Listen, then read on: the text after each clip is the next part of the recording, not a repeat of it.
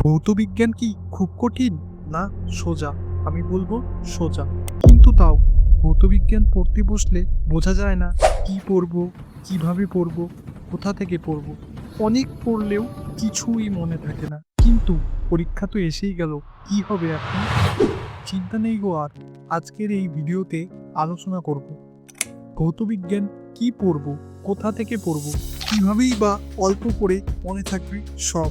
পরীক্ষার আগে কোন কাজ করলে পরীক্ষায় পাওয়া যাবে ভালো নাম্বার।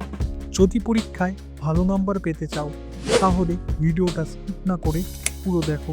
তাহলে শুরু করা যায়।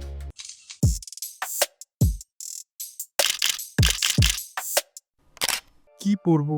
সকল পরীক্ষার প্রশ্নপত্র অ্যানালাইজ করে পেট্রো প্রিন্সিপাল অনুযায়ী বলা যায় পরীক্ষায় ৮০% প্রশ্ন আসে পাঠ্য বইয়ের ২০% থেকে।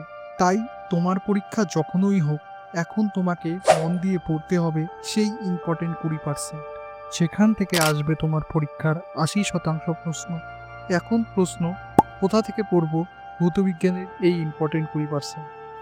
এই ইম্পর্টেন্ট ২০% খুঁজে পাওয়ার জন্য তোমাকে দেখতে হবে তুমি যেই পরীক্ষা দিচ্ছ তার আগের বছরের কোশ্চেন, অর্থাৎ PYQs, বা তোমার ভৌতবিজ্ঞান শিক্ষকের দেওয়া সাজেশনগুলো। এর থেকেও সহজ উপায় হলো তুমি এই ভিডিওর নিচে তুমি কোন ক্লাসে পড়ো এবং কোথা থেকে দেখছো কমেন্ট করো, আর আমি তোমাকে পাঠিয়ে দেব তোমার পরীক্ষার সেই ইম্পর্টেন্ট ২০%, যা থেকে তোমার পরীক্ষায় আসবে ৮০ থেকে ৯০% কোশ্চেন। তাই দেরি না করে শীঘ্রই এই ভিডিওর নিচে একটি কমেন্ট করো। পড়বে কিভাবে? প্রথমত বেশি পড়তে হবে না, পড়তে হবে স্মার্টভাবে। এখন যে তুমি তোমার পরীক্ষার জন্য ইম্পর্টেন্ট ২০% টপিক পেয়েছো, সেগুলোকেই তোমাকে ভালোভাবে পড়তে হবে। এই ৩টি পদ্ধতি ব্যবহার করলে তোমরা অল্প পড়েই সহজেই এই টপিকগুলো মুখস্থ করতে পারবে। ১ নাম্বার, প্রথমে টপিকটি ভালো করে পড়ো এবং ইম্পর্টেন্ট জায়গাগুলো হাইলাইট করে রাখো। এখন এই টপিক সম্বন্ধীয় প্রিভিয়াস ইয়ারের কোশ্চেন তুমি সলভ করো। এর দ্বারা তোমার টপিকটি সম্বন্ধে অ্যাক্টিভ রিকল হবে এবং টপিকটি সহজেই মুখস্থ হয়ে যাবে। এখন কোশ্চেন সলভ করার পরে তুমি বুঝতে পারবে কোন কোন জায়গাগুলো ইম্পর্টেন্ট। এখন আবার এই টপিকটিকে পড়ো। এখন শুধু হাইলাইটেড টেক্সটগুলো পড়বে। দ্বিতীয়বার পড়ার পর দেখবে টপিকটি তোমার সহজেই মুখস্থ হয়ে গিয়েছে। ভৌতবিজ্ঞান পরীক্ষার দ্বিতীয় গুরুত্বপূর্ণ অংশটি হলো ভৌতবিজ্ঞানের সূত্র। এটি লেখালেখি মেথড দ্বারা সহজেই মুখস্থ হয়ে যাবে।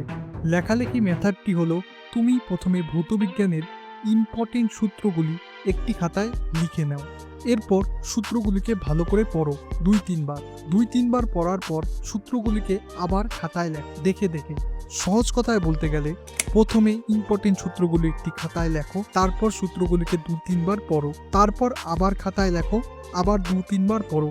এই প্রসেসটি ১-২ বার করার পর তোমার সূত্রগুলি সহজেই মুখস্থ হয়ে যাবে। তৃতীয়ত, তোমার যদি কোনো বিষয় বা টপিক বুঝতে অসুবিধা হয় তাহলে টপিক সম্বন্ধীয় ইউটিউবে ভিডিও দেখে নাও।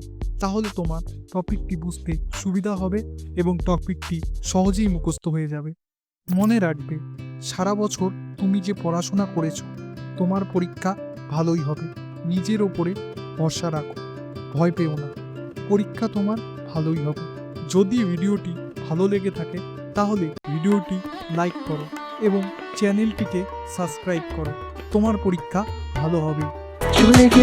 চলে গেলে যেতে দেব না, না না যেতে দেব না।